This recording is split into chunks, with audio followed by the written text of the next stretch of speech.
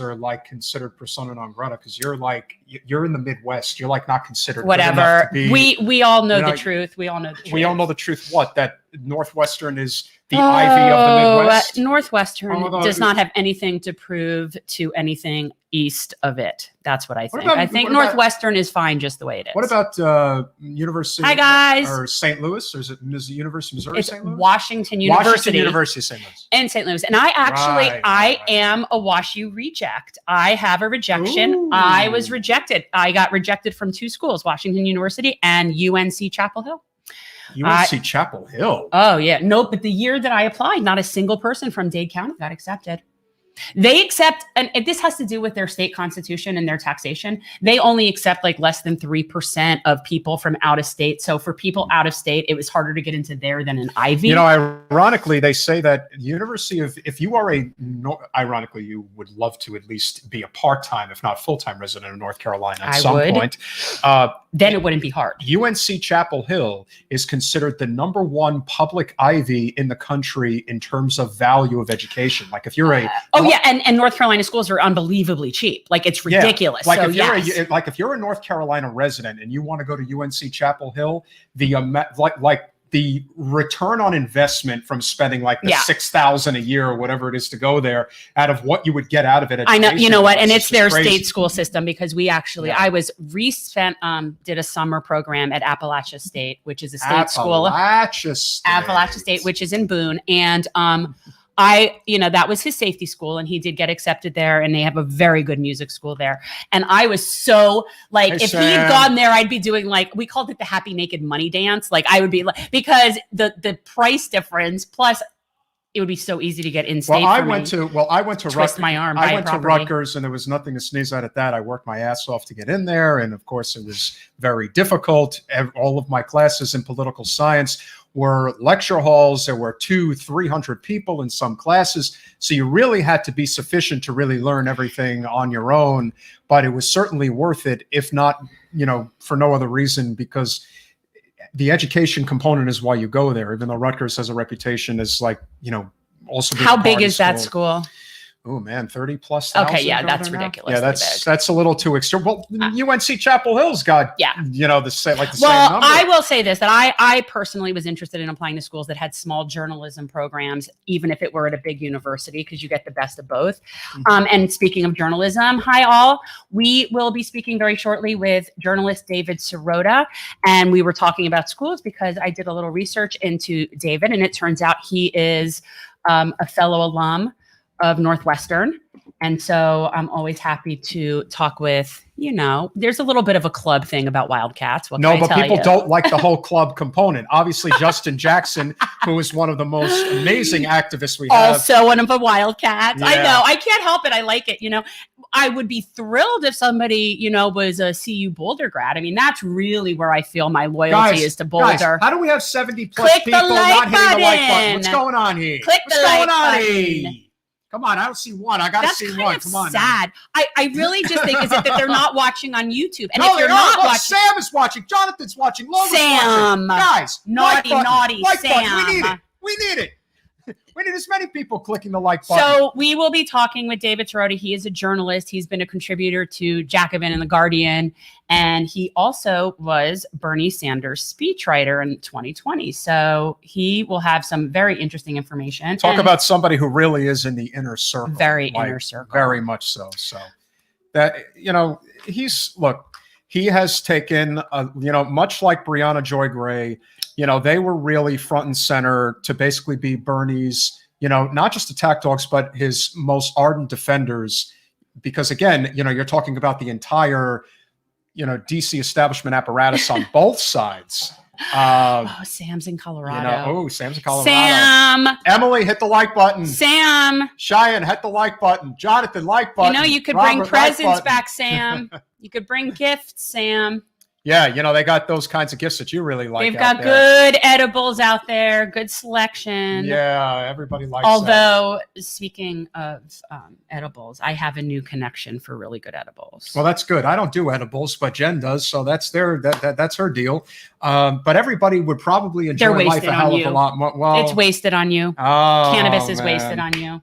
So then, you know what I think this is? This may just be Facebook. I wonder if that's what I not, think it is. Yeah, it's not YouTube. Well, Okay, or it could be, what if it's Twitter?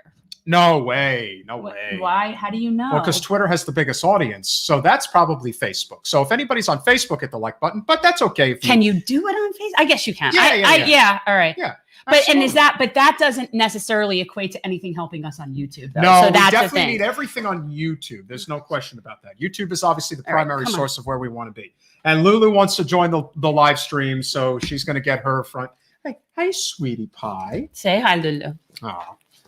So life is better with dogs, as we know. And of course, everybody's making a big deal about the fact that the Bidens now have 2 dogs in the White House. You know that, John? I want to tell you something. The fact that Trump had no pets bothered me. He is actually the first president who never had a pet in the White House. That speaks volumes. I'm sorry, but that does. I mean, it come on. Speaks volumes. You don't have I honestly pets? think, like, unless for some reason Barron is like deathly allergic, it's almost tantamount to child abuse. I'm sorry. It's like tantamount to child abuse that child had to endure that without a furry friend. Like, that's just, how could anybody not like having a furry friend? I think if if you're allergic, you know? Yeah, no, I think if you simply just don't care. Yeah, and there are people who are like that. Like Trump, I guess. To me, people who don't like dogs are sociopaths. And, I was seeing on a lot of the message boards, Jen, we had put out a very popular yet controversial tweet the other day about the fact what did we say? Biden is putting troops into Syria. And all of the MAGA people were immediately flooding onto the page. And even the, hyper progressives. You shouldn't have used that phrase you used. That's what we talked about. Even still, the fact that now you're the one who's responsible for Biden being elected and now us going to war in Syria. Technically, I'm not, though, because you have a lot of power. Technically, I'm not responsible for anything having to do with Biden. Florida was red. I was complete. My vote was but you didn't work hard enough to not support Biden. I get people just can't make up their mind in terms of what they want. Look, I mean, the trade-off for me, I go back to the DACA kids, that's a trade-off. You're not gonna. Even today, Biden wiped away, the ban on, trans people in the military. Right. See, these are the kinds of things that why the hell was it there in the first place? It's that's because people love wedge issues, and they love to, and that makes it rallies their base because they don't like the idea of the trans folk. Anything to not talk about the bread and butter issues that are the most important and pressing to us right now. Where, for example, they're talking about finally printing the $20 bill with Harriet Tubman. They've been talking about that for a really long time. All right, first of all, let me be very clear. And I am not somebody who cares a lot about symbolism and Confederacy and statues and whatever. Andrew Jackson, really, it's enough. I'm over it. There is no, we're not just talking about somebody with some good, some bad, some ugly. That is not somebody. When you think of Andrew Jackson, the Trail of Tears has to be that should not be a very big part of the equation. You can't not talk about it because it's a serious. Listen, he is the most controversial president we've ever had because he did a lot of great things. He was the first president of the people, meaning he was not part of the elites, but he was that didn't help the natives. No. He was that did not help. And listen, he was a war hero in the War of 1812. Andrew Jackson, I've visited. He's disgusting. He is. I visited. Absolutely disgusting. I visited the Hermitage in Nashville. It is absolutely amazing to see. But the one thing that they do there that they don't do in a lot of other places is they really highlight the pain and suffering that the slaves went through. Andrew Jackson was a horrific human being when it came to slaves, when it came to, obviously, the Trail of Tears is, that's got to be, of all the things to hang around his neck, that's as big as anything. I'd rather have Harriet Tubman. I would much rather have. You know what? In all honesty, I'm not big on having people in general on currency. I'm just not. I'm not big into revering people that way. So I would actually be happy not having people on currency. I don't see why we have to have that. Emily brings up a great point. When are we getting our 100 Tubmans? And that's true. Our $2,000 check. Yeah. Where is that, Joe? Now. And not only that, is Joe now trying to negotiate down to $1,400. He wants to do means-tested $1,400 checks this at some point, it's just, what are we going to get? Another $600 check? Is that what the negotiation? Is that where it will finally end? Yeah. I mean, at some point, you have to say, yeah, we knew this is what was going to happen, but out of the frying pan into the fire. That's where we are, people. Oh, it's always going to get worse. But I also wonder if people are just going to continue to get restless, knowing full well, as I assumed, that if Bernie was president, even in this circumstance, that they would all be working against him to stop him from getting anything done. Now that Biden is president, and it's clear that neoliberalism is trying to make its comeback, but most people are not having any of it. Bernie, for those of you who didn't see his appearance on CNN with Dana Bash. Donna. I don't watch CNN. She doesn't say Dana, she says Donna, with D-A-N-A, but it's Donna. Remember that, because everybody's cultured. So what ended up happening was they wanted to talk about the fact that Bernie has been a meme, and it's been a very popular meme as of late. Well, as it turns out, that meme netted Bernie the opportunity to make a shirt, sold them for a lot of money, and now Meals on Wheels in Vermont is getting a significant amount of revenue. Just think of what he could have done if he was president. But what Bernie also said on this interview is that they are going to go with reconciliation on stimulus checks, meaning that there will only take 51 votes. You just have to get all the Democrats on board. Now, of course, we've got two Democrats that don't want to get on board, Kyrsten Sinema and Joe Manchin. No surprise there. Shocking. But who knows? Maybe we have the opportunity to really put pressure on them. What do you think? Think we put pressure? Of course we can. You know what? Change is not happening there. That's not where anything is happening for us. It's going to happen on the outside as much as the inside. We do need inside change. We do need to continue to elect progressive representatives who are not bought and paid for by corporate special interests. But the outside movement is what is essential. And one of the things we're going to be talking about with David Sirota is this infighting. It's got to stop. Because we're never going to get anywhere if we think that everybody is an enemy, everybody is a racist or a fascist or God knows what else. That's not going to get us anywhere. Now, people acting in bad faith, that's an entirely different argument. And that is something we can absolutely entertain because there are bad faith actors out there. There are people who are looking out for their careers, they're looking out for their next opportunity. And that's going to happen in almost anything. But David Sirota is one of those truly special people in the movement who actually is in it for the right reasons, has a very interesting history, was just brought to my attention. I don't know how many of you out there actually know this or not, but David Sirota actually worked at the Center for American Progress. He was a fellow there. And so, yeah, I'm curious about that. And I'm also curious about his, you like those Bernie shirts. I love that Bernie image. It's like the most perfect image. He is the guy from Up. But he is that character. But remember, everybody loves Bernie when he's not threatening their class interests. That's when they can talk about him on mainstream media and everybody is so thrilled. Oh, Bernie, isn't he cute? Isn't he this? But we don't want him governing. We don't want him in charge of anything because then we might actually have to recognize our country is messed up in so many ways. And it is. Yeah. I mean, the reality is Joe and Kamala will never, ever, ever, ever be anywhere near as beloved as Bernie Sanders. It's never going to happen. This is going to be a very tricky... that had to sting a little bit to people. Of course, that was all the more amusing to me. But yeah, there were a reason that Joe's rallies were empty and Bernie fills up stadiums. There was a reason that Kamala didn't win a single primary. And I'm going to venture to say it's because not as many people like them. Could you even imagine what it would have been like if Hillary was president and Bernie was the one? Well, okay. Well, first of all, if Hillary was president, we'd already be full blown in Syria. We wouldn't even have to be talking about this. I mean, that we got a 4-year reprieve from Syria because of Donald Trump. It would have been very ugly. But of course, here we are, and we're dealing with this endless problem of, who is really representing us. It stinks that we have a president that I think from most people's observations are going to say, yeah, he's not really doing anything. He's going to basically just be a figurehead of sorts. Oh, no, he's doing things. He's going to be upping our military presence. Oh, well, that's doing things. He's doing things. But for those people who have been coming after Jen relentlessly because she voted for Biden and not for Trump. Again, do you really want to list the ways that Trump was a horrific president?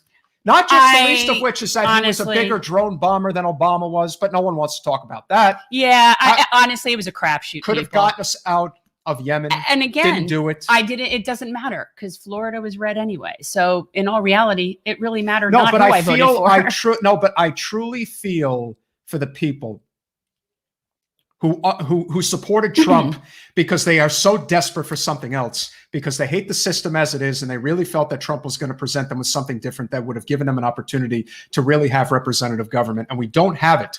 And we do not dislike you guys.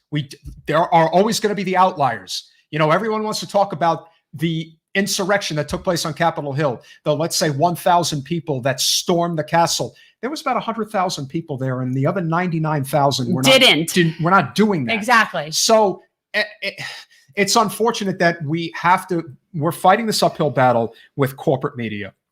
And we need to stop fighting amongst the working people. David Sirota is just running a few minutes late, so we will continue to amuse you guys with wonderful chatting. We're so entertaining. Yes, well, of course we are. We're certainly not boring. No, we're fascinating. So. Well, we're more fascinating than fascinating. most. I mean, come on, don't you want to just be like, I don't know, who's a tall drink of water out there that isn't really doing much but has a lot of views? I don't know. Lay them out there, guys. Who do you guys like? I watch people for quality, so I don't have that. Like I have, Can we all agree that the only person who doesn't do much other than fart jokes, which are funny, but overall is just delivering you the news because we need to hear from somebody? Kyle Kulinski is definitely number one. I mean, he really is. He's the best. If you really got to get some when you're talking about that level of, platform with that level of knowledge of politics. Right. There's nobody does it as good as Kyle. I think hands down. Like he's the deal for political speak. So for those people in the audience, and I know a lot of people are not big fans of Vosh, but could you explain? I love Vosh. Why you love Vosh? Because maybe I'm not understanding this. So for those people who need to understand it better. First of all, let me preface this with he's relatively new to me. Like only I've known of him like the past maybe 6 months or so. Sure. And so there were things apparently that went down. Cancel culture-ish type of things that went down with him in the past that I read about. And so I think that might have created some sort of, I don't know. I do not understand what anybody has a problem with him. I mean, yeah, sometimes he's foul-mouthed, but so am I. I don't really care about that. To me, philosophically speaking, now this is coming from someone who was a philosophy minor in college. I mean, I like that stuff. I don't know of anyone else that does what he does on YouTube with the level of intelligence about it that he has. And especially for his age, he's extremely young. My understanding is he's like 26 years old. Interesting. And if you ever have an opportunity to watch him debate, and again, I'm only going back like 6 months, and people have said like earlier on, maybe he wasn't as on his game as he is now. I don't know. But he reminds me of Hitch, who, for anybody who doesn't know me, Chris Hitchens is one of my all-time favorite people, idols. How do you not like Hitchens? And he's up there. He's up there. I can show you my poster of Hitch. I have a really cool Hitch poster. It is. And Vosh is somebody that, to me, argues with passion and reason. And I just find him very smart. I find him more mature, especially given his age. And I really like that there are people that are giving a voice to. I mean, I don't know what he exactly identifies himself. I'm sick of all the labels, but we definitely really got to get past the whole label issue. But definitely he is very much in the socialist mentality in terms of worker ownership of labor and, or labor's ownership of the product of their work. And, so he's in that camp of socialist. So he's definitely what most people would consider a leftist. I, for the life of me, don't understand what anybody has a problem with him about. If somebody does, let me know, because everything I've watched from him, even if I didn't necessarily agree with him, I still wouldn't find it as anything objectionable. So I don't know what anybody's problem is.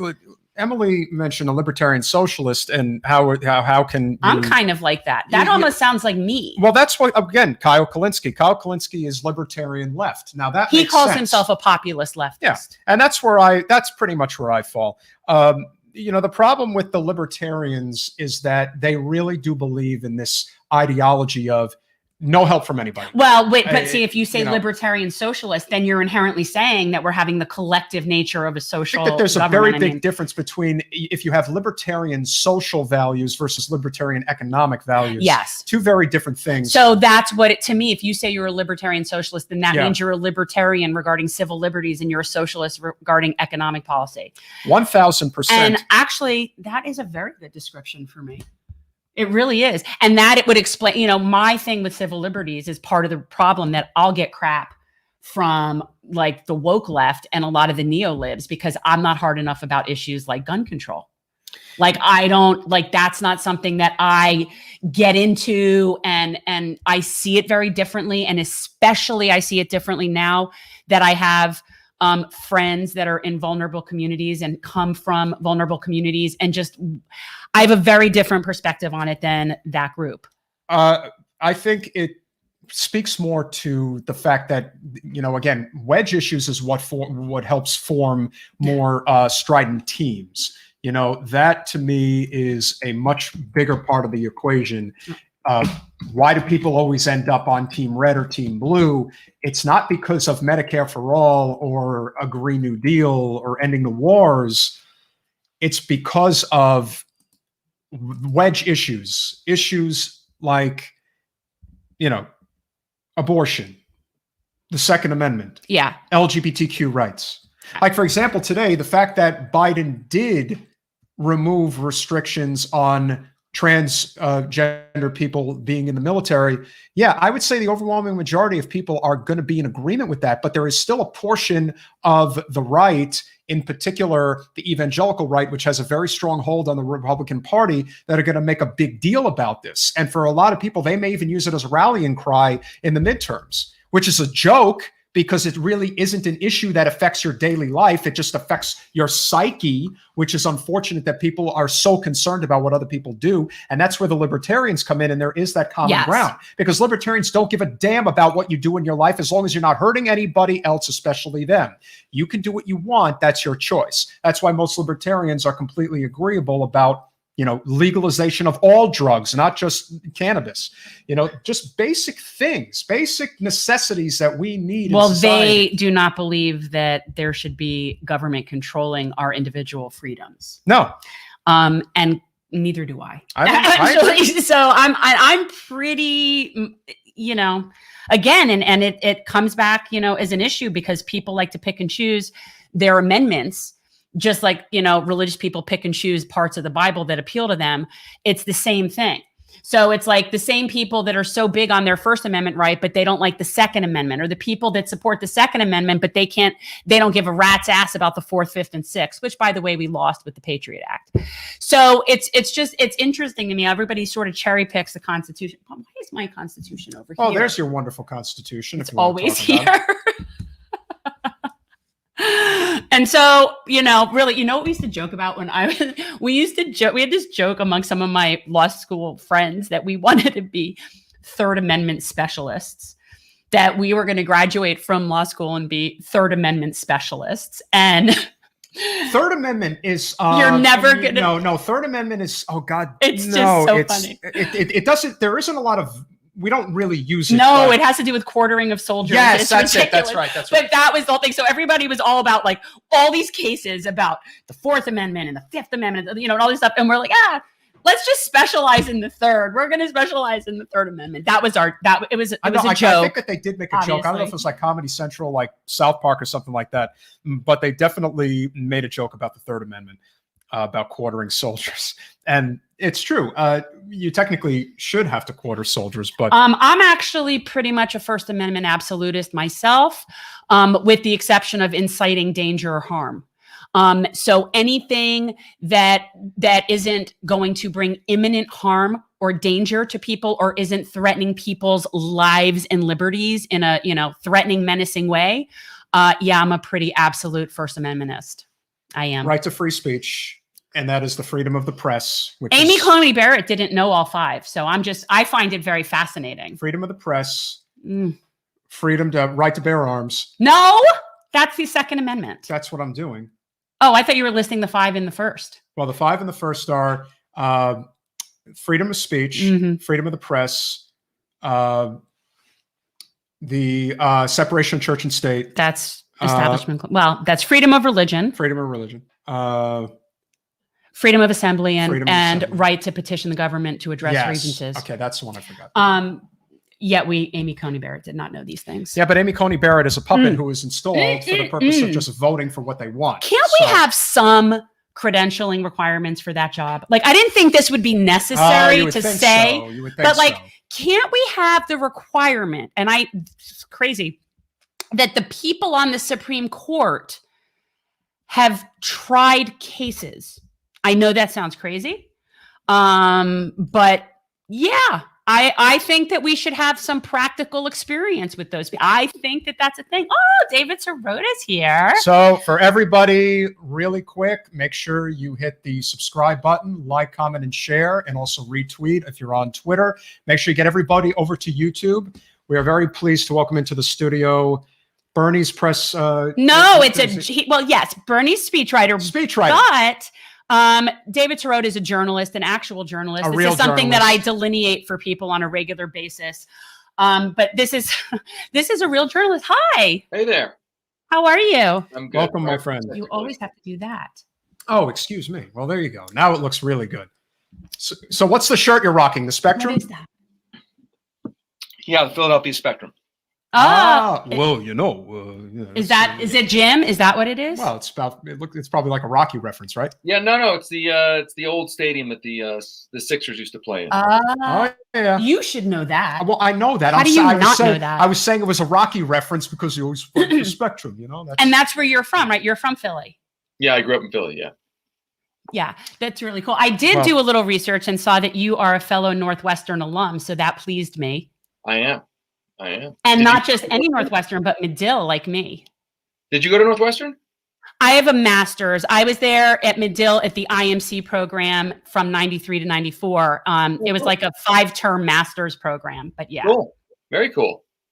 Yeah. Well, you and I are never going to get along because I'm a Giants fan and you're definitely an Eagles fan. So, I was an Eagles fan. I don't pay much attention to NFL anymore. But I guess.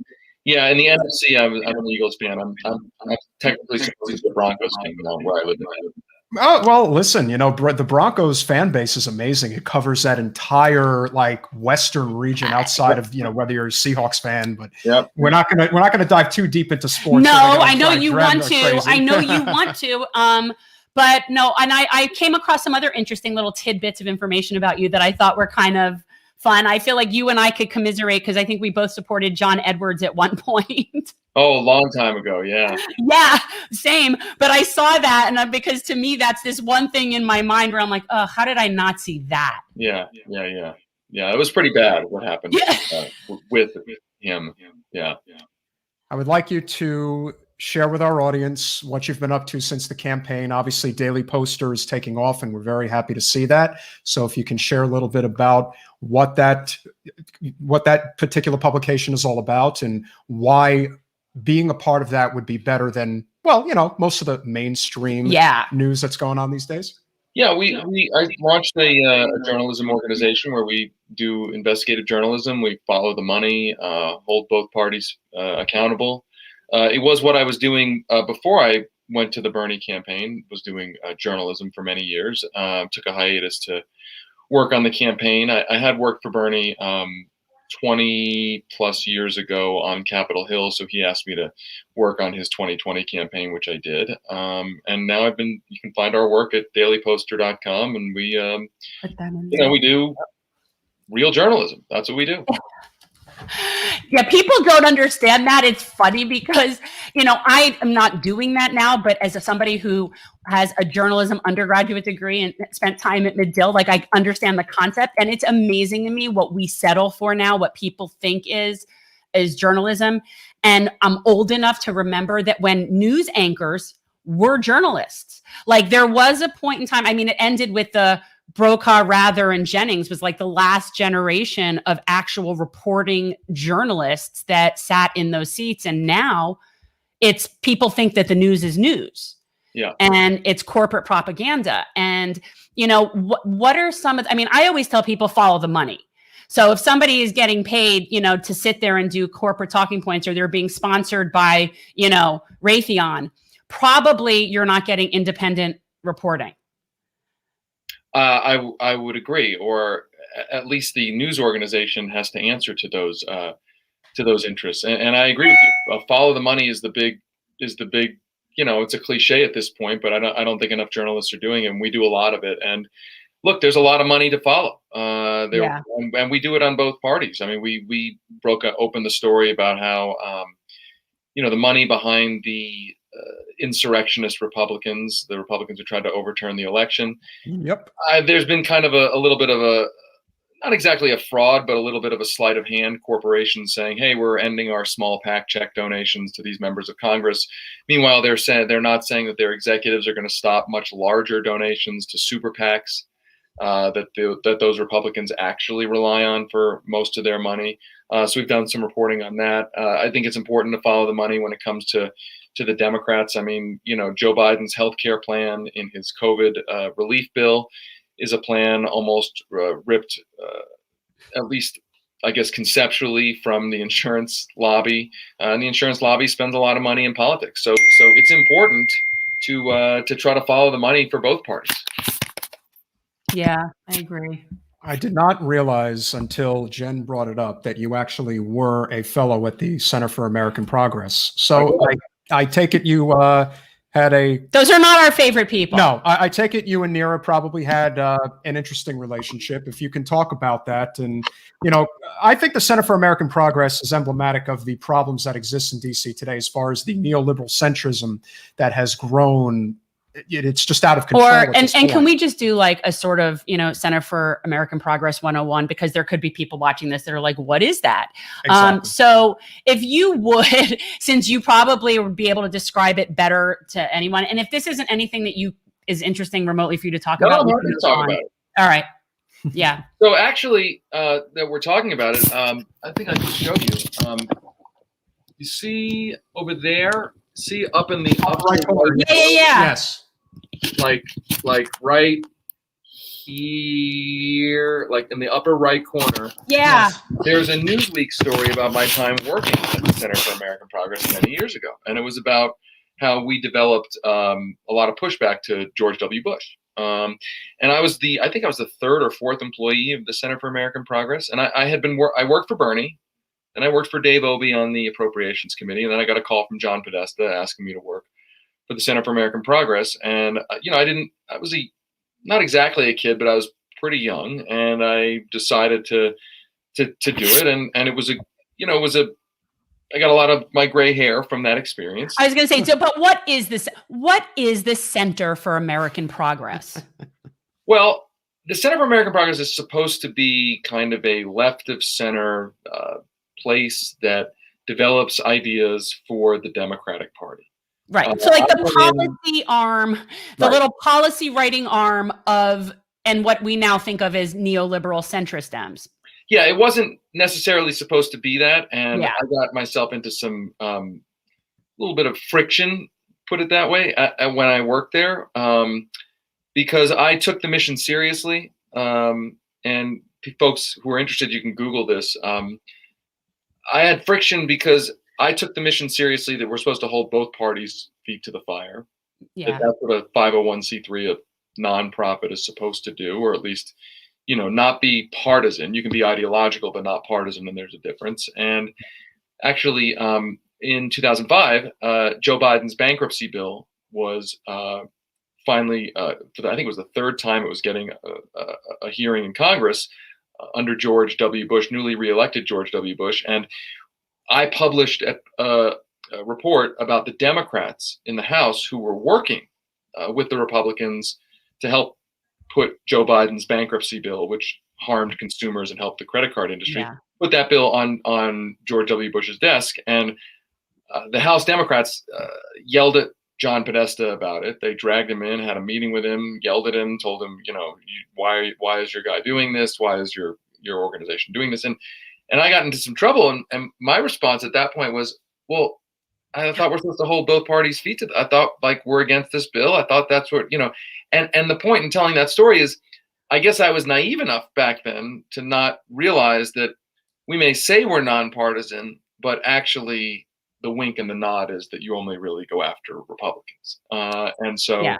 it was a nice, actually not nice, it was an unpleasant lesson in the wink and nod of Washington. And I do think you're right that in the ensuing years, the Center for American Progress, I wouldn't say it's been a conservative force, but it's certainly been a moderating force. It's certainly played off of the left. It's certainly pushed to try to. It's impeding progress. They're impeding progress, which is ironic that they say that they're the Center for American Progress. And I actually have noticed throughout my life that usually names of groups, organizations, PACs are the complete opposite of what they actually really are. And they do that on purpose. I mean, it's obvious. So most people, if you're a Democrat and you don't pay attention and you see that, oh, this Center for American Progress, and they support Democrats, and you just would assume that they're on your team, and they're not. Remember the Healthy Forest Initiative, the Clear Skies initiatives, like those are initiatives to like pollute the skies and clear cut the forests. Like the Center for American Progress really, in a lot of ways, has become the Center for Incremental Progress. So. Look, I agree with you, and I think that we need to understand, as a movement, like sort of who the allies are and who are not such allies. And the thing is that I don't want to be over the top about it. It's a gradient, right? Like the Center for American Progress is not as bad as AEI and the Heritage Foundation and then the Republican Party, right? Like it's a gradient. And Cato Institute. Yeah, the Cato Institute, exactly. Of course. The whole, frankly, it's the whole spectrum except for the actual left, right? The left is not really. Well, because all the thing that they all have in common is they all answer to corporate donors. So they're only going to be able to be as far left as corporate will allow. So nothing is going to be Labor Party related. Like that's what I always say. We don't have a Labor Party. And that is really where we have this huge imbalance politically. Well, look, I always put it this way. The easiest way to understand what the Democratic Party will automatically be for is you take every progressive issue, put it in a circle, then you cut out everything that might ask corporations and the rich to give up even 1 cent or change their business model even 1 iota. And then you're left with like this little piece of your circle left. And that's what the Democratic Party will be for. So they're basically Republicans that are LGBTQ friendly. And pro-choice. You might, here's the thing, in the current debate, for instance, one thing that you might get away with is spending some money because that doesn't ask corporations to give up anything. It doesn't ask the rich to give up anything. So you may be able to spend some money. But the minute you ask corporations and billionaires to give up 1 cent or change their business model even 1 iota, all of a sudden that's a, quote, controversial issue, even if it is a policy that is wildly supported by huge majorities of the country.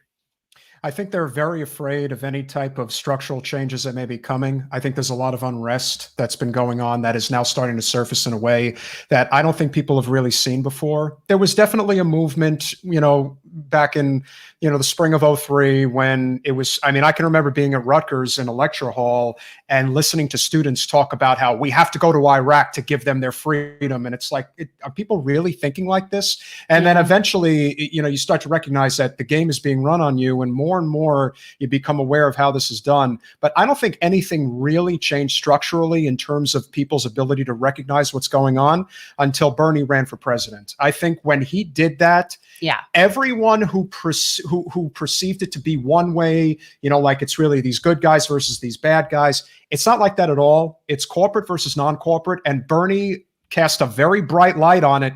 And they're trying to put the cat back in the bag right now. I don't think it's going to happen. What do you think?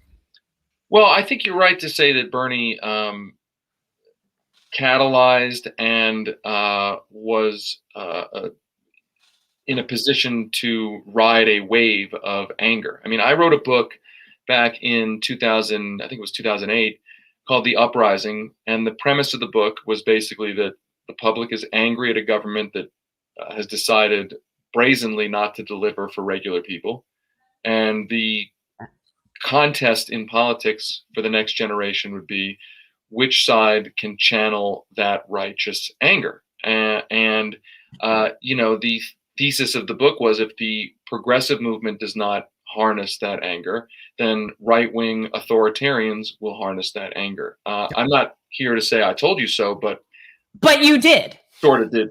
No, and you should say that. And what's interesting is I wish I had known about this then, but what's interesting is this entire past few years, all I kept thinking is there's a populist uprising and it's going to go left or it's going to go right. And I really had this thought in my head as to whoever wins the presidency, it's going to go the other direction, because that's generally what we see. And that was really my issue with voting for Joe. It was, again, not a proud moment for me, but that is what I was always seeing, is that we were having an uprising, and and what I'd like to do is connect the left with the right. And that's what we need a Labor Party that is just populist, and we take the wedge issues off the table and just start serving working people and labor. And most of those wedge issues shouldn't be government issues anyway. The fact that they're holding up the $2,000 checks right now, that's an issue. I mean, how much tighter do you think you can squeeze people? That's what I would ask. Yeah, look, the left-right coalition, when I worked for Bernie in the Congress, he had some specific issues that he was able to forge left-right coalitions. One example was importing cheaper prescription drugs, FDA-approved drugs from Canada. You had free traders on the right and you had progressives on the left that actually worked and kind of came from both sides to triangulate the center. And he was able to actually pass some legislation doing that. I think now I don't necessarily think of it as, left and right need to come together. I think of it as more actually even simpler, which is whoever is going to deliver material change and materially improve people's lives, or at least make a compelling case that their agenda is materially improving people's lives, will be the victors in our politics. And that's why this moment, and you mentioned the $2,000 checks, is so important. $2,000 checks is not only a clear promise by Joe Biden and the Democrats. It is as clear as George Bush saying, "Read my lips," right? That was you can't get clearer than that. Okay. So a promise, and it's not just read my lips, no new taxes, because new taxes is kind of vague. It's like, read my lips. This is a direct thing that's going directly into your pocket to materially improve, at least in the short to medium term, your life. If you can't deliver that, then and I don't care what your reasons are. Like, oh, Mitch McConnell's I can't deal with him, or the Republicans, or there's such obstructions. Or Joe Manchin's my big problem. It doesn't matter. Like the average person, it does not matter. And the other thing that doesn't matter to the average person is, oh, did you pass it with bipartisan support or by one vote? Nobody cares. The only thing people care about is, help me deliver material change to my life, to improve my life right now, as you promised. So if they don't deliver that, they are creating the opportunity for right-wing authoritarians to say, see, I told you so. And there's one other point about this. It doesn't matter that the right-wing authoritarians may be the ones stopping the $2,000 checks. They will still turn right around and say, you see, don't vote for the Democrats because they promised you something and they're not going to deliver it. We just published a story at dailyposter.com about this. It's very reminiscent of the public option. In 2009, Obama, Biden, campaign on the public option. They get in, the Republicans threaten to vote it down. They ultimately stop it. Obama and Biden back off, say, well, I'm not sure it's essential. The Republicans voted it down once. I'm not going to go back to the well. And then at one point, Obama's like, I didn't even campaign on it, just like totally lied, right? And then it finally comes to the Senate in 2010. The Democrats won't even offer it up for a floor vote. Guess what? We get no public option. And then soon after, the same Republicans who, in fairness, did block the public option, they turn right around. They're like, look, he can't even deliver health care for me. He promised all this stuff. And guess what? the Democrats get shellacked in the 2010 election. We have to do everything we can to not relive that history. That history is a cautionary tale here. If you can't deliver checks to people that you promised, wildly popular issue. It won't matter what reason you cite. It will only matter that you didn't deliver. Yeah. The Democrats are very big on reasons and excuses, which is why I believe that they actually prefer having the Republicans be in charge and prefer having a Republican in the White House, because then they don't have to do anything. And I think it's that Mick resistance. It's like, oh, well, it's not us, it's them. When in fact, they're all answering to the same interests. So it's like this controlled opposition, like we're being played like it's a fake color war. And only the people that are really the left people are in that sort of awareness of that and wanting to do things to help the collective, and everyone else is just business as usual. Well, look, I think at this point they don't have an excuse. If they don't deliver, they are imperiling their own majority. I'm not willing to say that they would lose, because you don't underestimate at this point the Republicans' willingness to put up unelectable lunatics. Look, we've seen that in Colorado. I'll give you an example of that. The Democrats in Colorado, and to be fair, I'm literally the spouse of a Democratic legislator. Yeah. In Colorado. So the Democrats have delivered some things. They have not been able to deliver everything. There's all sorts of structural reasons. But the Democratic Party in Colorado, like potentially the Democratic Party nationally, has benefited from the fact that the Colorado Republican Party has not put up electable people. They put up extremist right-wing people who are so wildly out of control that even a kind of moderate, I don't even like to use the word moderate, but a sort of status quo Democratic Party has been able to win elections. And the Democratic Party may be able to get away with that in 2022, maybe in 2024. But the point is that you're sort of ceding your future to the Republicans deciding or being unable to put up electable people, as opposed to seizing the future for yourself and creating an actual sustainable majority by actually delivering for people. And so I don't want to say, like, if the Democrats don't deliver the $2,000 checks, they're going to lose in 2022, But what I'm going to say is that if you don't deliver, you're making it easier for right-wing authoritarians to win in 2022 and 2024. And I believe that the next Donald Trump will be way smarter, way shrewder, and way more dangerous than Donald Trump. I mean, we really got lucky that in the sense, not that we didn't get lucky that Donald Trump won. We got lucky that Donald Trump, that the right-wing authoritarian who won was a buffoon like Donald Trump, because that's sort of a warning that the next one maybe won't be a buffoon and will be actually way more dangerous. Tom Cotton's coming. There's a lot of people that could be worse. Tom Cotton's the one. I mean, if anybody, David, you've been in politics a long time. It's like you kind of see these things coming before they actually happen. Tom Cotton's he's just biding his time. He is as in bed with the military-industrial complex as anybody on the right. He's actually very good on the stump, if you've seen him. He's good. Look, they're going to... Let's not give them ideas of potential, neo-fascist. Well, I thought it was going to be Cotton or Hawley. I don't know how much Hawley's... I mean, I don't think Hawley's among the Republican base. I got to tell you, Hawley's best option at this point is to become a full-blown populist and say, I'm going to make sure everybody gets these $2,000 checks. Like, he's going to have to cross party lines and say, I'm going to do this for the people. If he does that, he might be able to, resuscitate his. Well, he's playing a really both. I mean, it's interesting. It's like darkly interesting. It's not like interesting, like positively interesting. It's like interesting, and he may have miscalculated, but clearly his theory was, I'm going to forge bipartisan alliances with people like Bernie Sanders on things that are truly economically populist. Give everyone $1,200, $2,000.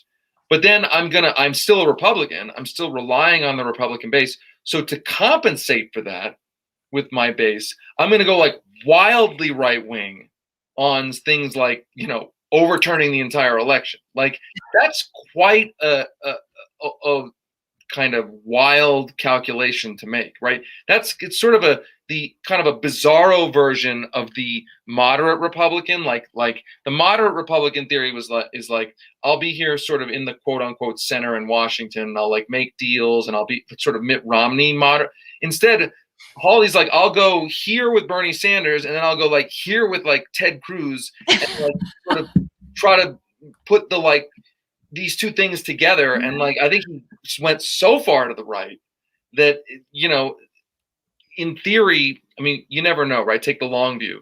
But in theory, he kind of overreached. I mean, obviously what he did with the election was abhorrent and disgusting and just totally grotesque. Like just absolutely, I don't care if you're a Republican or not.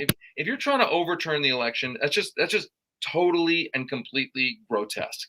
Yeah. It's funny. And I think it's a topic that does have to be discussed because a lot of people after the campaign have not really had the opportunity to really address this. But, it's so amazing how anytime the establishment is saying something is taking place, it's usually always the opposite.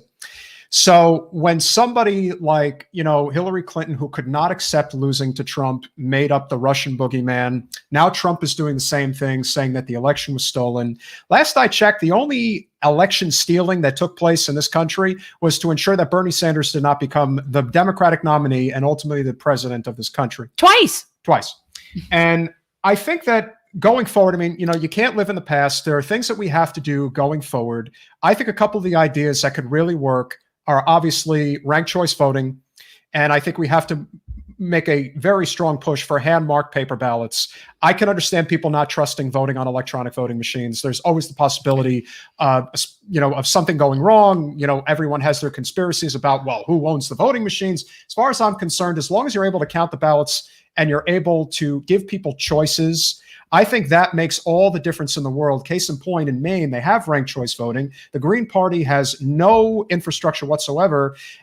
Case in point, Howie Hawkins. But Lisa Savage was able to get over 5% of the vote. Now, that may not seem like much, but in general, the fact that you're even given another option is appealing to other people. And I do think that if we're ever going to get past this notion of theft of elections, fair and free elections, I think, and Jen, I'm sure you would agree, those are, a couple of those ideas that I think would work.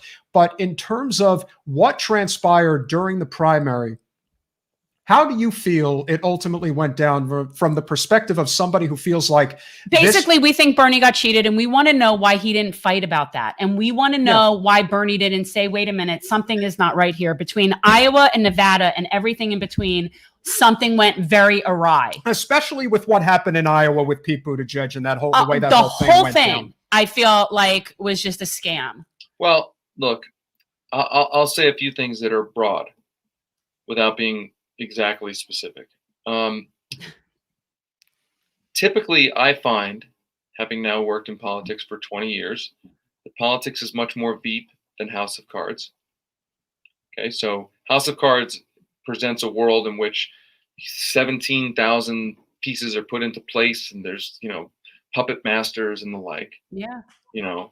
And I am kind of with, I think it was Noam Chomsky who sort of said this, which is that typically these vast conspiracy theories aren't actually completely as vast as we think, because human beings wouldn't be able to keep secrets as well as these sort of theories are. So all of that to say, it's not to say that there aren't bad faith people out there trying to rig elections. It's only to say that lots of what we see in politics is more Veep, which is a lot of incompetent, not well-trained or sort of not nefarious, just ill-equipped people running around trying to figure things out, which of course allows for an environment for bad faith actors to do bad things. So my point is only in saying that I think there were bad faith people in the Iowa caucuses, for instance, but there was also a lot of Veep in the Iowa caucuses, with the app and with all that stuff. A lot of it was just like they just blew it, right? Like Yeah. it just didn't, it was ridiculous, right? So I don't like to use the word like steal. I do think that the Democratic Party process is systemically rigged against people like Bernie Sanders, against anybody who runs against the establishment. It I'm is familiar. inherently rigged.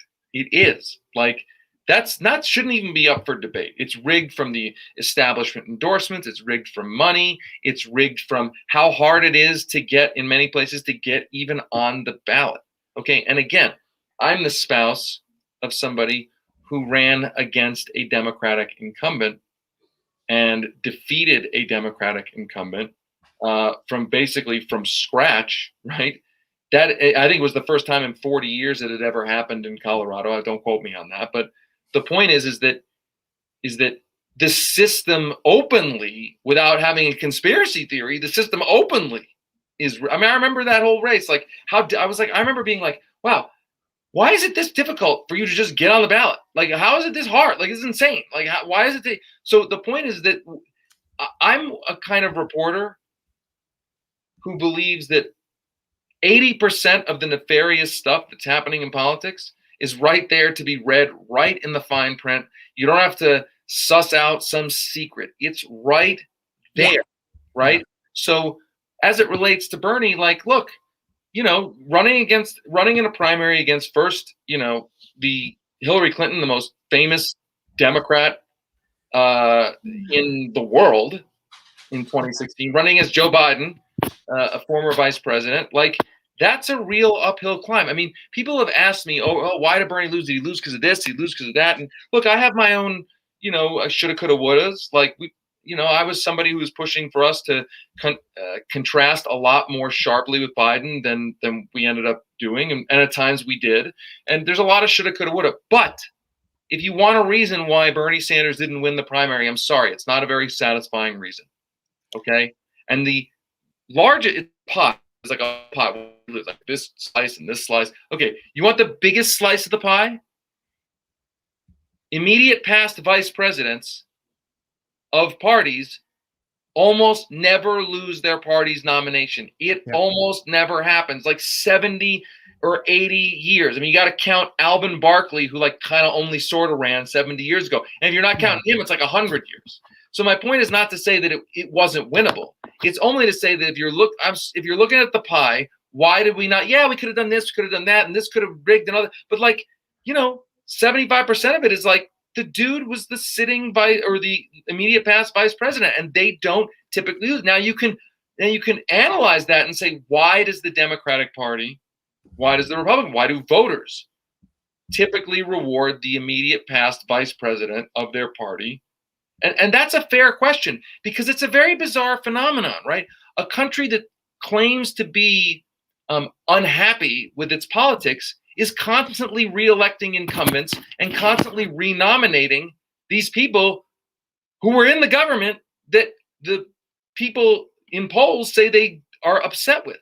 So there's a really weird cognitive dissonance here that that people get into government, then they're constantly reelected from a population that says it's not happy with its government. It's extremely strange. Well, we have a non-functioning republic. That's what I call it. We have a non-functioning republic. When you have 3/4 of the people want a certain policy and that's not the policy that we have, then there is a disconnect between what we want and what is happening. That's a non-functioning republic. Yeah, I agree. That happened a long time ago. What I've just laid out is even more weird, right? Which is, it's one thing for the government, the legislators who are bankrolled by corporations and the like, not delivering for their constituents. It's a whole other thing for voters to say, I'm unhappy with the government. I don't like the parties. I think Washington's corrupt, and I'm just voting to reelect the incumbent, and I'm voting for the existing party leaders over and over and over again in an aristocratic sort of dynastic. Well, we like monarchies, apparently. We like it. And I'll tell you what, though, but yet all of what you said makes sense to me, except for then I keep having this nagging image of Barack Obama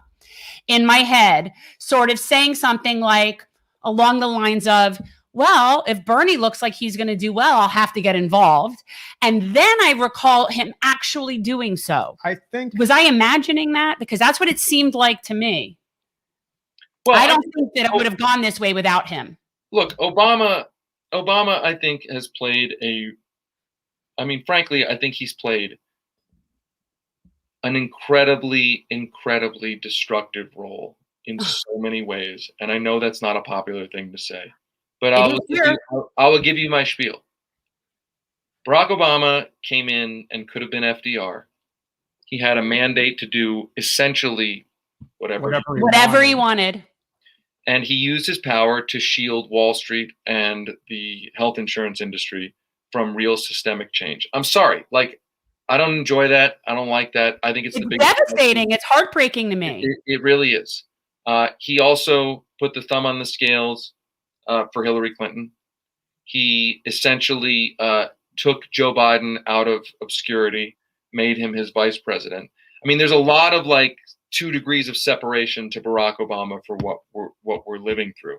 I would argue that his refusal to adequately respond to the financial crisis in a serious way, in an FDR-like way, ultimately set the stage for the Tea Party, ultimately set the stage, the conditions for Donald Trump to dishonestly take advantage of. I think this is indisputable. I know a lot of people don't like to hear it. They don't want anybody to criticize him, but he's worthy of criticism. And but I'm not, the thing is, I'm not even like at a certain point, it's not like criticism. It's like mourning. It's like mourning, mourning, right? Like, it's like sad. It's like this. I think we're going to look back at 2009 and 2010, if we're being honest, as the period of the most opportunity and the greatest failure to take advantage of that opportunity to the greatest destruction in the last, since at least the Great Depression. I mean, imagine if you really rewind, and granted, in all admission, I'm working right now on a long series about the sort of through line from the financial crisis to Donald Trump. It's connected. It's important to see that. It is. And it's important to remember it now, because if we redo that loop, we're going to get worse than Donald Trump. But I think that we have to understand that because they didn't just have 51 Senate votes, they had 60 Democrats in that Senate caucus. No, they had a filibuster-proof Senate, and we couldn't even get a public option. But hold on. Not only could we not get a public option, we couldn't even get a floor vote in the Senate. Yeah. We couldn't even get a vote. Yeah. On the floor. So, like, it's painful because Barack Obama is a compelling figure. He is a likable figure. He is a smart person. He is, I spent a whole day with him in 2006.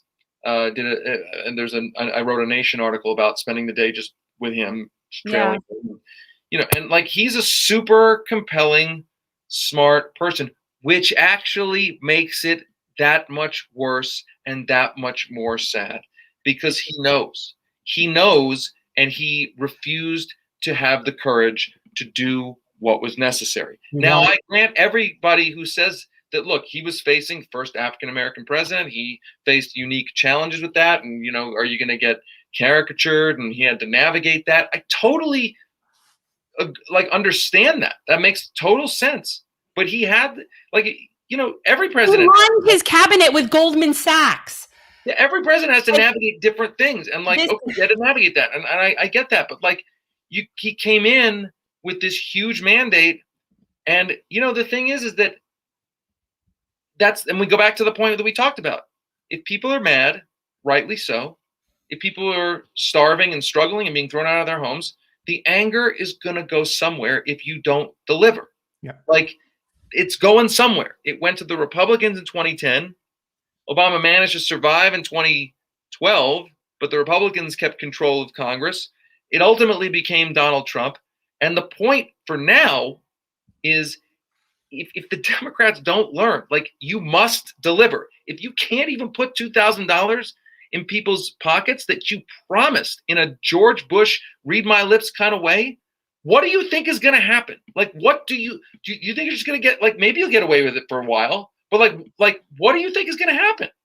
Guillotines, man. I say you're not going to be able to build your moats wide enough. And if somebody was putting a guillotine in front of my house, I would have some serious self-reflection as to why that would be. And it's yet these people are completely unfazed by this. David, I think it's a great segue into a topic that I know a lot of people have obviously been, it's been a hot button issue as of late. Obviously, forced to vote became a circumstance where a lot of people felt that there's not enough work being done on the progressive left, albeit it's not a big chunk of representatives, but enough to tip the balance of power if they actually choose to use it, which they could. I think that we obviously know who the person was that was driving a very heavy wedge in independent media and, saying that people are sellouts and this and that.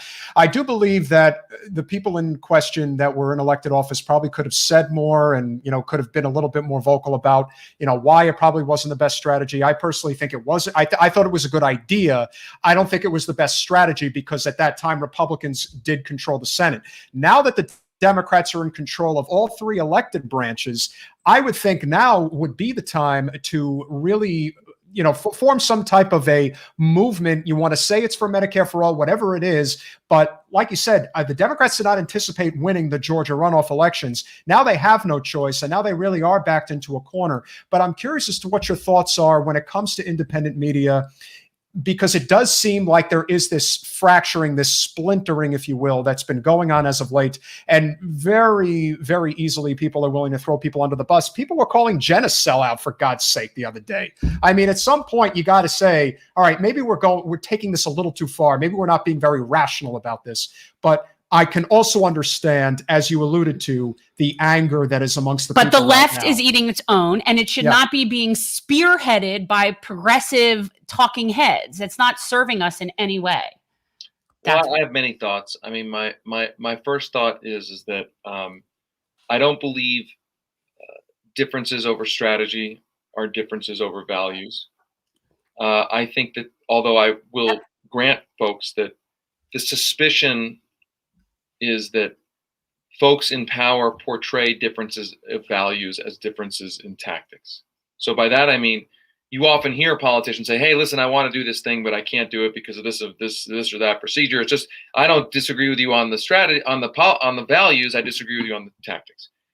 But I think outside of that sphere, I think we all know who, I mean, it's not hard to understand who's like, who's on the side of the right values when it comes to guaranteed medical care for all. Like, if you're berating people who've been in this fight for 20 plus years, you're pretending that a disagreement or even just a discussion about strategy is a disagreement about values. And I think that's where it's dishonest. And what I think is not productive is a independent media that tries to make an opportunity out of division among people who obviously agree on the values. Like, we should be able to have honest conversations about what is a good strategy, what concerns we have about a strategy, or what should be added to a strategy. You should be able to have that discussion without being fearful that you will be portrayed as selling out on the values. And, I think it's very, like, we all know who's on the right side, who's an ally on the values. Or at least as the best that we're going to get. How about that? How about that? It's what is the menu? And I also don't think people realize how far we really have come in 5 years. Oh my God. I mean, Bernie alone has changed the narrative on Medicare for all. It was a non-starter for decades. Now, all of a sudden, people talk about it like, well, maybe universal health care, but it has to be this way or that. At least we're talking about it. We're talking about it every day. Yeah, I mean, look, here's an example. Like, right now, wherever you are on Medicare for all, the absolute, and I mean absolute minimum that should be expected out of this Congress is a crystal clear vote, if not full passage, of a public health insurance option. Yeah. Every Democratic Senate candidate, and this year's Democratic Senate candidates were handpicked by the party, and they were conservative Democrats. Even they campaigned on a public option. Now, if you say that, there will be some people who will say, even mentioning a public health insurance option means you're selling out Medicare for all, which is just bullshit. Like, it's just ridiculous, right? Like, you can be for Medicare for all and have a theory that I'd like Medicare for all right now. There should even be a vote on Medicare for all right now. But at the absolute minimum, they must pass a public health insurance option that then can be broadened out to cover more and more people. Or there should be a bill to expand Medicare to people 55, Right. lower the age. Like, it doesn't have to be either or, and we don't have to portray either or as a sellout of the ultimate goal. It's not a sellout of the ultimate goal. If you want to know what a sellout of the ultimate goal looks like, look at our reporting at dailyposter.com about what Joe Biden put in his COVID bill. We broke the story, and a lot of sort of normie Dems didn't want to hear it. We broke the story that he campaigned on a public option. He campaigned on lowering the Medicare age, I think, to 60. Or Yeah. he said he supported that. And in his COVID bill, he put in there was subsidies for private insurance companies to go on the ACA exchanges, which are wildly expensive, which provide not adequate care in many cases, which deny people's claims. That's a sellout. That's what a sellout looks like. Because he could have put a public option in there. Right. He could have put lowering the he could have put expanding Medicaid in there. So that's what a sellout is. A sellout is not, look, you want Medicare for all, but you also simultaneously are pushing an expansion of Medicaid, or you're pushing lower the eligibility age, or a public health insurance option. That is, I'd like the whole loaf, but I'm willing to, in lieu of the whole loaf, I'm willing to also push for half the loaf or 2/3 of the loaf, right? Like, so it's important to understand, like, and the thing that bothers me, not to go on too long about it, but the thing that bothers me is that everyone in this debate, in this conversation, especially on the left, everyone knows what I just said is true. Everyone knows that, right? Like, everyone Right. No, it's factually true. is bad faith. It's not everyone on all the different sides knows that's bad faith when we're talking to allies. And so then the question becomes, are you trying to actually narcissistically create a opportunity for yourself by division, right? I mean, I think there are times when it's right to criticize inside of the left. We did a story, for instance, at Daily Poster about how good progressive groups that I like, right? They were saying, hey, it's okay that like Neera Tanden got appointed, and it's okay that some of these sort of not great appointees got appointed. And we wrote a story being like, actually, that's not your role to say that. Like, your role, if you're, on the progressive left, is not, you're undermining. That's not your job. Is to make palatable, nominees who aren't great. But so it's not to say that I don't think the left should criticize, but it is to say, like, be honest about it. Like, just like Right. we all it's that old idea, like, it when you see it. Honesty when you see it, dishonesty when you see it.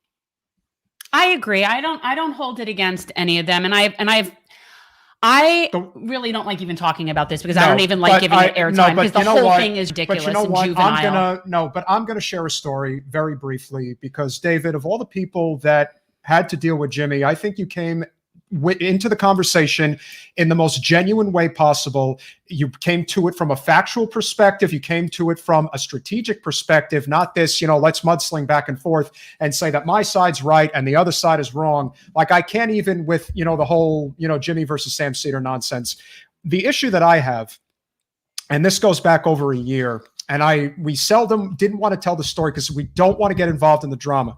But this is essential to one of the things that became very difficult for us because we were ghosted in many ways in our campaign against Wasserman Schultz because there were dishonest actors on the left who were working against Jen, who were basically perceiving her to be something that she wasn't. I was called an agent of Debbie Wasserman Schultz, for goodness sake.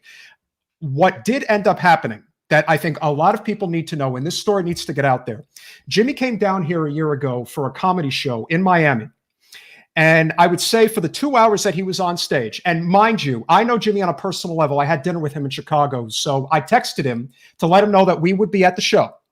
So we were at the show for 2 hours, and for an hour of the show, he proceeds to talk about nothing but Debbie Wasserman Schultz.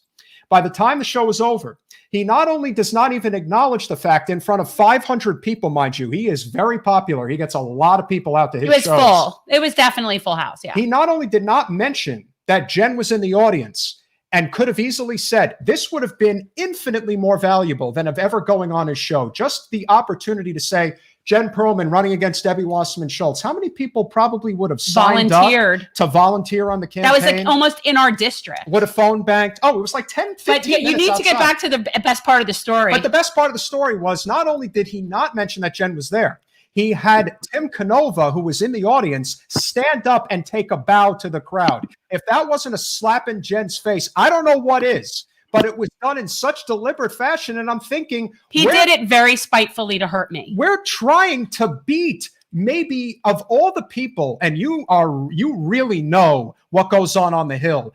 Are there really that many worse representatives in all of Congress, not just the Democratic Party, than Debbie Wasserman Schultz?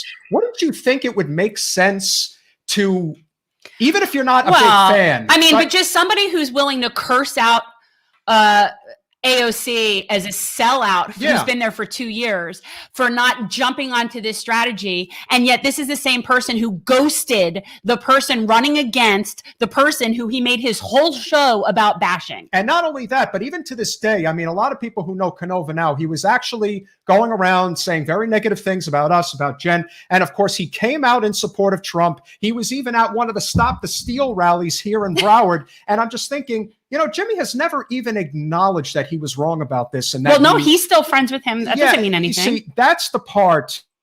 But basically Tim was telling everybody that Peter that was a plant for Debbie and that I took George Soros money. And basically as a result of Tim saying that, Jimmy ghosted us and purposefully just did not even mention our existence, no matter how often he talked about Debbie. Like, I never would have minded Jen even having gone on Jimmy's show, but just the fact that he never even mentioned the us. fact that he was here and the fact that he really could have made a difference for us just by a slew of new volunteers who easily would have come on board and would have, given us this opportunity.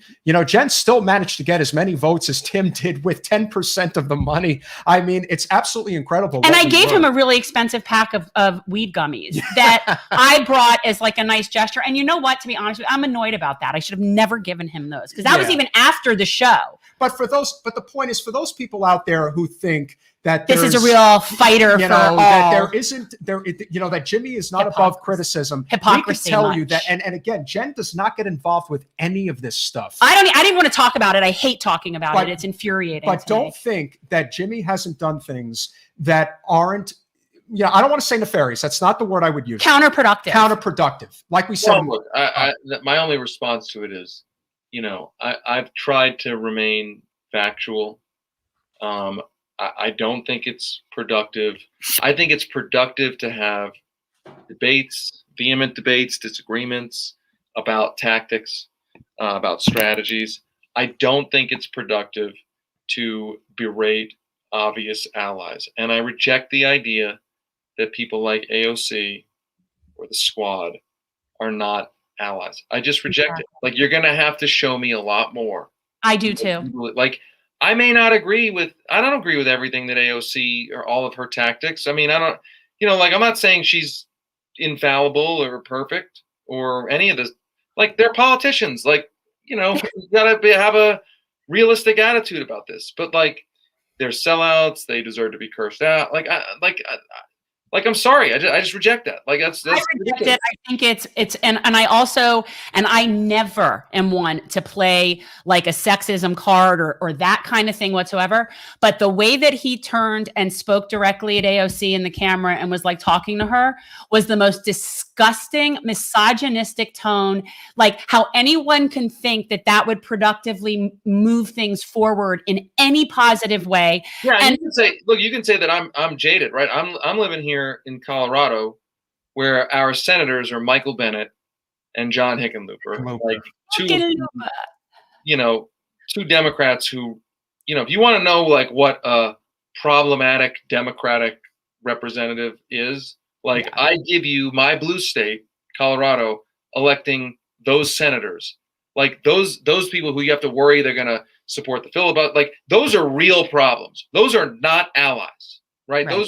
Those are real. So I'm living here in like that world, and then it's like, oh, AOC is the problem. You're like, what are you talking about? Like I may not agree with AOC, but like, you want to see like a person who's like undermine the cause? Like, here are my two senators from a blue state, right? Like, so I think we all have to like take a deep breath, be honest with ourselves about who the allies are, who are not our allies, and be honest with ourselves about who we're having disagreements over tactics with and who we're having disagreements over values with.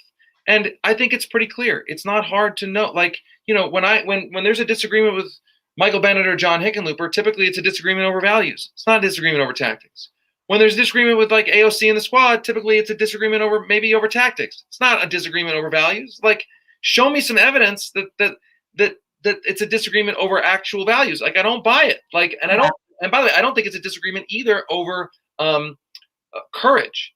Like, AOC and the squad are, unfortunately, I think, quite literally risking their lives. Oh, yeah. Rashida Tlaib and Ilhan Omar is. I can't even. And one thing I will say to the audience, for those people who don't think that the insurrection was a serious thing, and granted, there were about 100,000 people that were in DC, and yes, okay, 1,000 people went in. But do you need to tell me that if they had an opportunity to get their hands on Alex, that they wouldn't have done something very irrational? You know who was not scared was Corey, by the way. Well, no.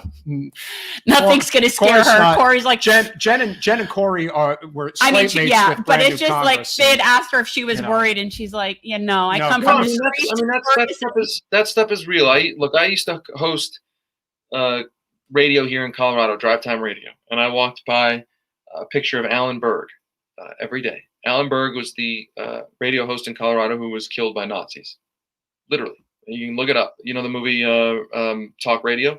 It's sort of vaguely about him.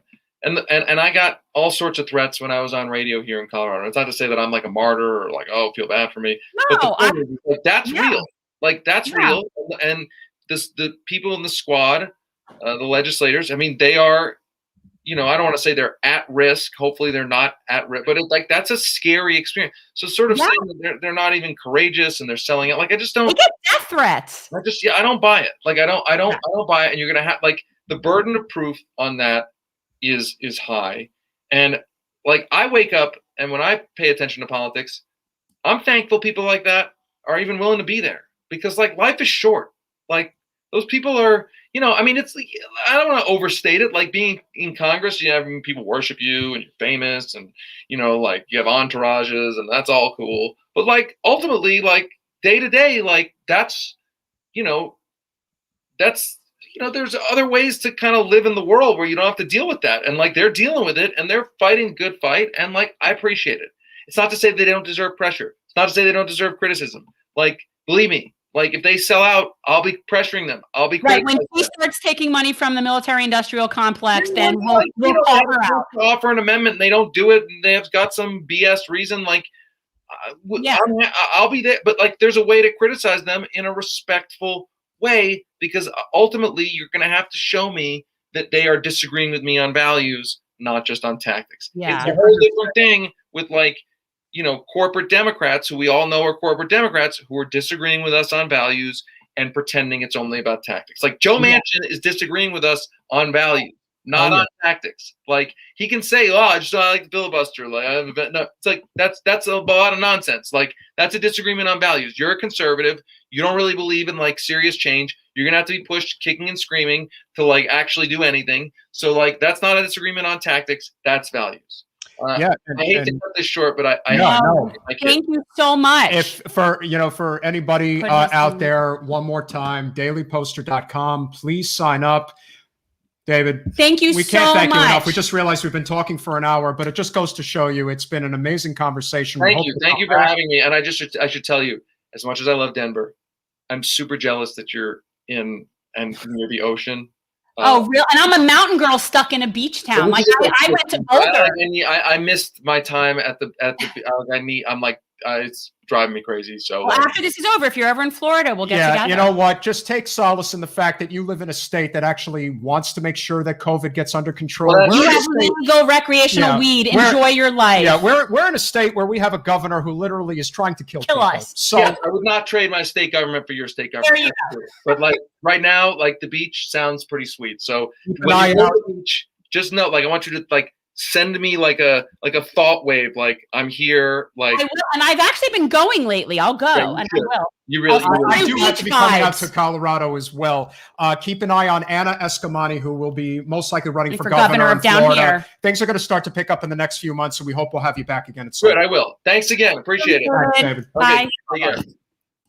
He probably had a hard hour line. He probably was not just that, but I mean, he came on a little late, but he stayed way later. So yeah, no, listen, it was. He's great, and I agree with him 100%. And I'm really sick of people talking trash about things they don't know about. It's really annoying, and they just.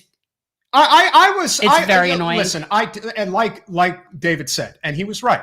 You know, we hesitated to share the story about Jimmy, but I had to get. He's been wanting to talk about that story for so long. I'm so sick of. I'm just like. Of the doorknobs, like Jimmy's the man. He's fighting for healthcare. But it's not just that. It's the fact that, listen, are there dishonest actors in this movement? Yes. But David Sirota is not one of them. Do you know what's a bigger problem in this movement, though? Yeah.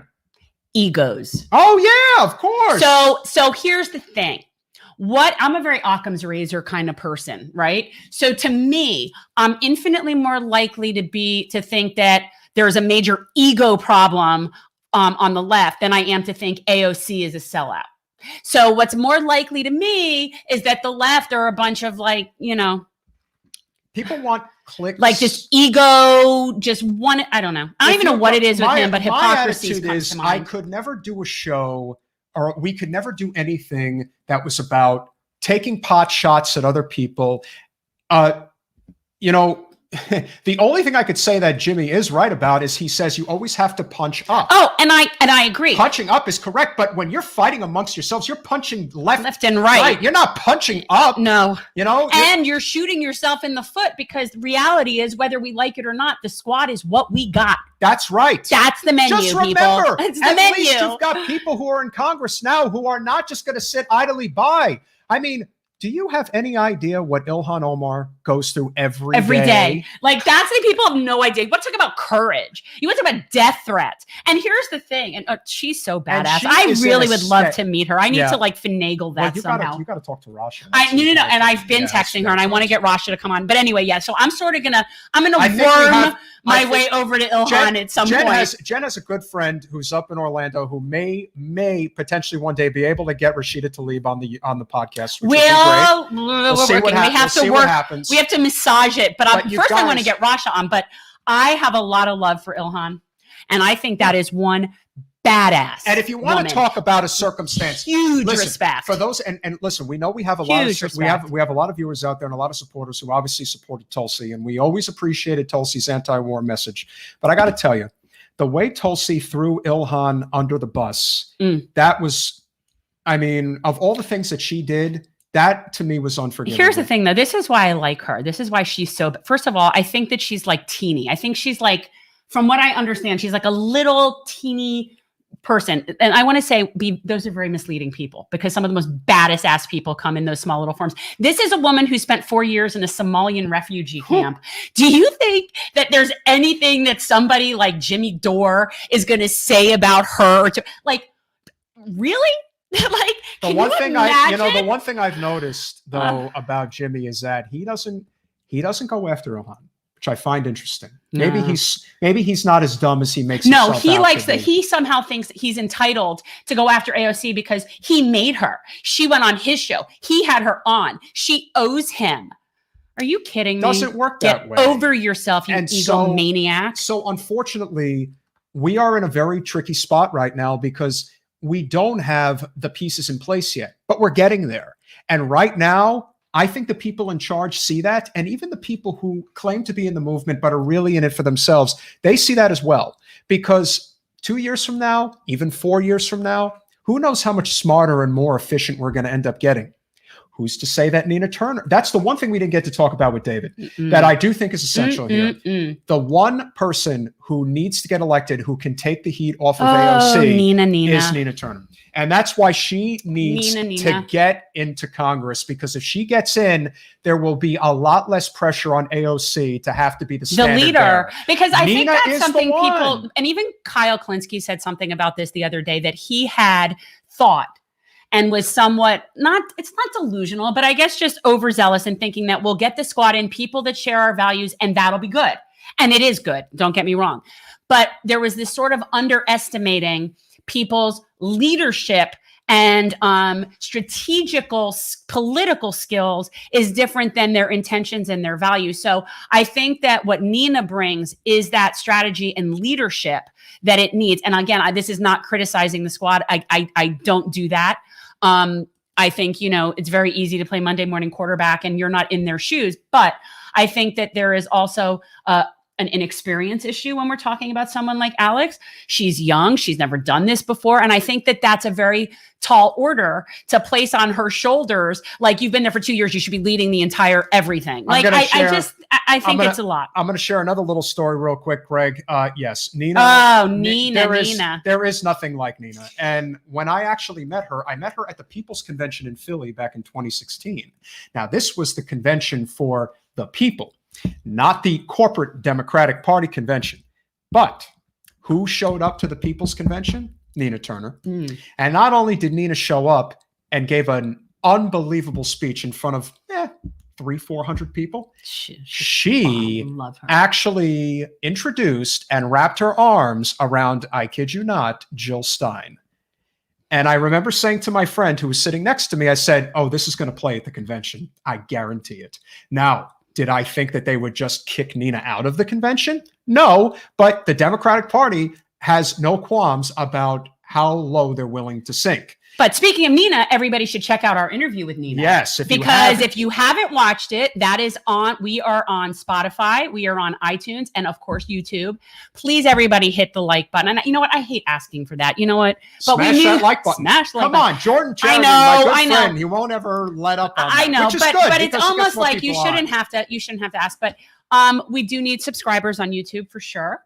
So if you guys are not or if you're not watching us on YouTube, please head over and just subscribe there. Delcon, I can tell you that Jen did come out for Force the Vote. That's not true. That's patently not true. Yeah. So please don't. You know what? This Why is just are you putting that there? Because I want people to see that there are people spreading this stuff. It's not true.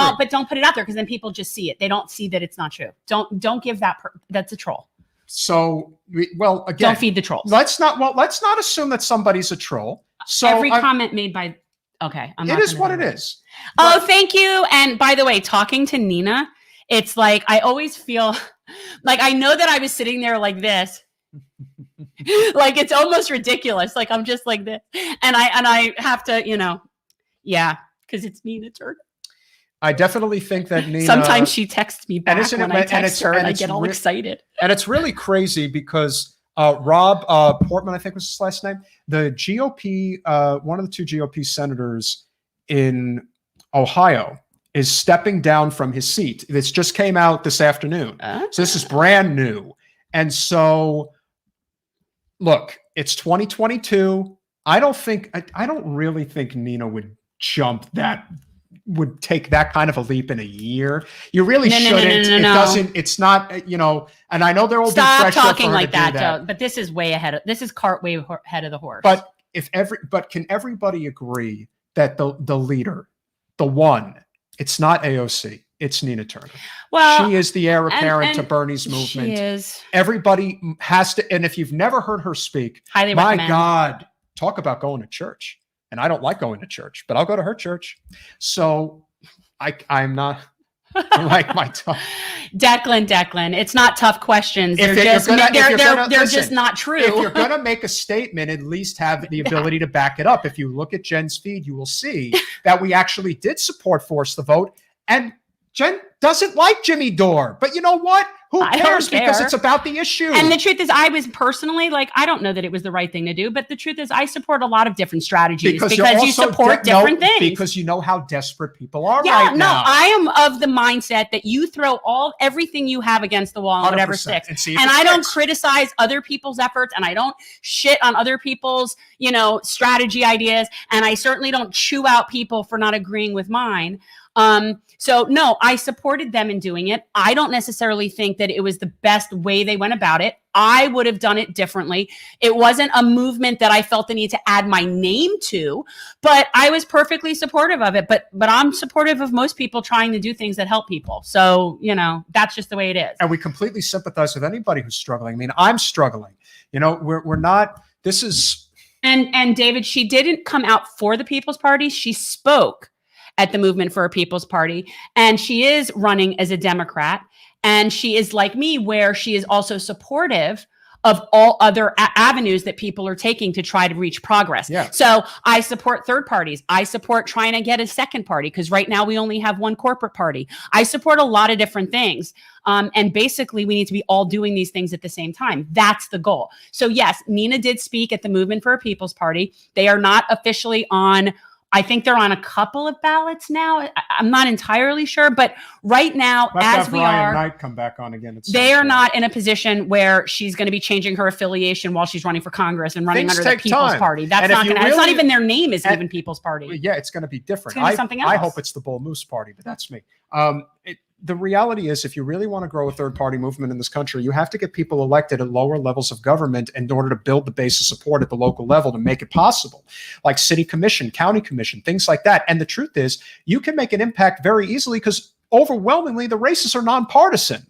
That's a huge advantage, especially if you're trying to grow that movement. It's almost like it's like a symbol. It's like the Knights Templar. It's like, oh yeah, I'm part of it. David says Ohio isn't registered and he's on. David, I actually get the emails from the legal team because I went in and sat on their primary board meeting for their People's Party legal team.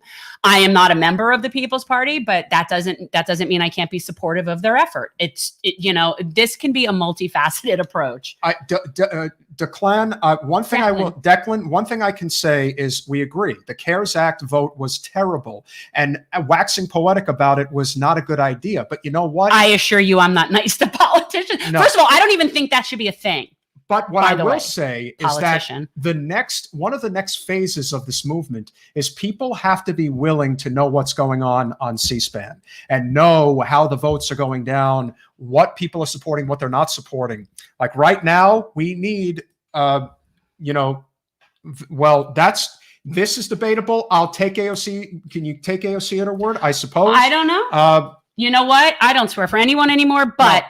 But I am not nice to politicians. I actually don't think that a politician should be a thing. I think that's ridiculous. That's not a career choice. It's right. You're supposed to be representing your community as a public servant. That shouldn't be a career. It should be a temporary position.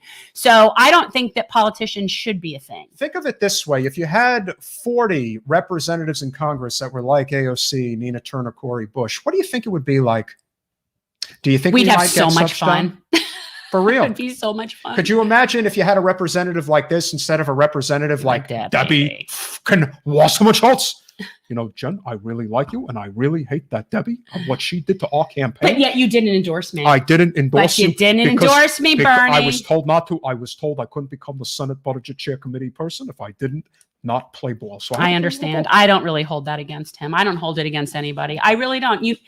You don't know what these people, oh my God. The one thing I won't hold against anybody is making sure that you work extra hard to get this lady into Congress in a couple of years. I've got that soft spot for Bill. I'm getting really tired. I can't listen to Hillary anymore. All she does is complain all day, every day. Jen, you got to say. I agree. It would be great to see me on Secular Talk. I don't think, look, I've been watching Kyle for years. I love him. I'm a huge fan. I don't even know if I'd be able to have a conversation with him without being kind of hee hee hee. But anyway. No, I'm not a big fan of Secular Talk, but I'm a big fan of Dirty Talk. That's definitely my style. I would love to be on there. I have never seen him have anybody on other than Bernie. I've never seen him interview anybody other than Bernie. So look, if you have a connection to Kyle, I'd be happy just to get an email. You have a lot of I got connections. lots of them. Yeah, I don't want him Arkansas-sided. We don't need Kyle Arkansas-sided. That's just a myth. It's not true. And I can assure you that if Sarah Huckabee Sanders wants to be the next governor, she's going to have to spend a little quality time with me first. I got myself quite a pad on top of my library. Have you ever seen it? Would you like to come see it? I'm not coming to see your library, Bill. Well, that's all right. I'm sure, Sarah would definitely like to pay me a visit. At this point, I'll take anything I can get. Slick Willie doesn't have a lot will you of time stop? All right, but I really appreciate all of you coming out tonight. I hope. Thank you guys coming on. Normally I am trying to get people structured and consistent. I would like to have our live streams be at 8 o'clock. Some people are terminally, chronically late. I was on time tonight. And tonight you were. And every once in a while, we will have guests that need to come on earlier or later. And so we will accommodate that because I do like the live element and I do like them being able to, answer questions that come in. So, but for the most part, nobody's asking you anything. Oh, come on. For the most part, we're going to be doing Mondays and Thursdays, 8 o'clock live streams. We are still working on our Monday night format. Thursday is pretty set, but we're still working on our Monday. I just can't with you. Does anybody have a question? And it's like crooked. That's the other thing. It's kind of like his jowls stand out too much on that side. Well, listen, and that AOC, this was Fat Bill. We need this. Look here. This is Thin Bill. Hillary sucked the life out of me, and not the way that you would think. Yeah, let's talk about your wife's ridiculous podcast. I heard. First of all, I would never listen to that, but I did hear that she went off on the Russians again, Bill. She's very obsessed with Putin. I think she likes Putin. Look, this is why I come and visit your show. I wouldn't dare go on her show. It's a total waste of time. She don't talk about anything of any value. Yeah, but she's obsessed with Putin, Bill. She is obsessed She's obsessed with Putin. She's obsessed with Putin because she wants it to be Putin somewhere she hasn't had it in a while. And I'm sorry, but I'm just not into her like that anymore. Oh, you've got to stop now. No, that's. Yeah, exactly, Greg. Her and Nancy. The only clip I heard was the clip that was played on one of my shows. Like, I didn't watch it directly. I cannot listen to that really swell. Obnoxious clip. I'm sure it had everything to do with her with the Russians. She's like a crazy person.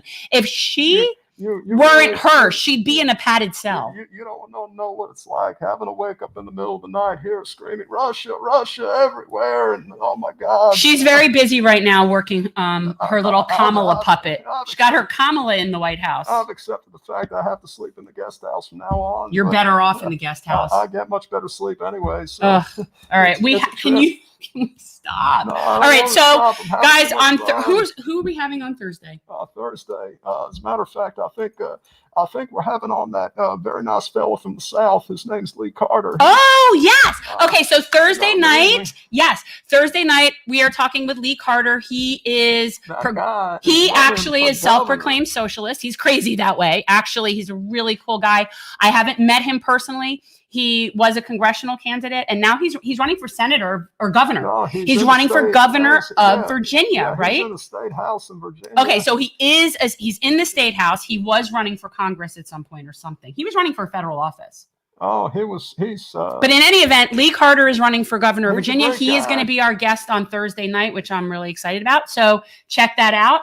And we're going to go. We're really excited about Lee Carter. You get excited about everything. All right. I'm easy to please. We're out, guys. All right. We'll see you on Thursday.